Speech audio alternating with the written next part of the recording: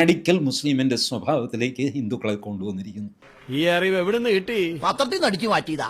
ഇപ്പൊ ഹിന്ദുക്കളും പറയുന്നു ഞങ്ങൾ കോഴിയെ വെട്ടും, ഞങ്ങൾ നരബലി നടത്തും. ദൈവമേ, എന്റെ വായിൽ ഒരു തെറി പോലും വരുന്നില്ലല്ലോ.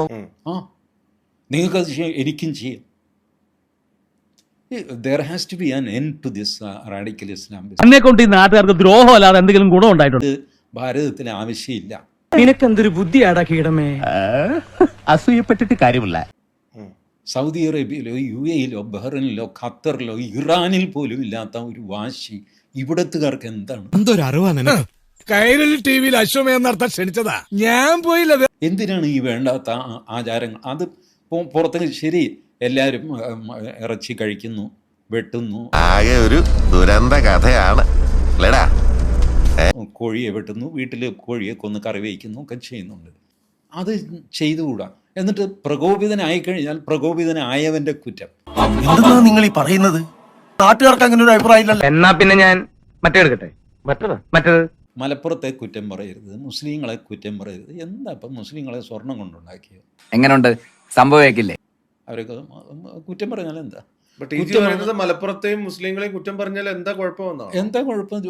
ഒരു കുഴപ്പമില്ല, സന്തോഷമുള്ള മക്കളെ, സന്തോഷായി. ഒരാൾക്ക് അവർ ചെയ്യുന്നത് കുറ്റമാണെന്ന് തോന്നുന്നു, അയാളത് പറയുന്നു. So what? തെറ്റായ വ്യവസ്ഥിതിക്കെതിരെ ഒരു വ്യക്തിയുടെ പോരാട്ടമാണ്. നിങ്ങൾ അയാൾ പറയുന്നത് ശരിയല്ലെങ്കിൽ അത് ശരിയല്ല എന്ന് അയാളെ ബോധ്യപ്പെടുത്തുക, അല്ലെങ്കിൽ മിണ്ടാതിരിക്കുക. രണ്ട് രീതിയിൽ ഒരു സാധനത്തെ നേരിടാം.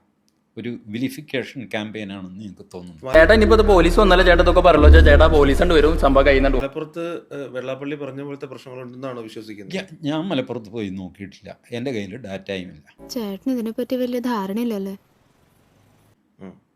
ബട്ട് വെള്ളാപ്പള്ളി അത്ര വലിയ ഒരു കുഴപ്പക്കാരനാണ് എന്നെനിക്ക് തോന്നിയിട്ടില്ല. അതങ്ങനെ വരൂ, അതങ്ങനെ സംഭവിക്കൂ. നടേശൻ മുതലാളി അത്ര വലിയൊരു കുഴപ്പക്കാരനായിട്ട് എനിക്ക് തോന്നിയിട്ടില്ല.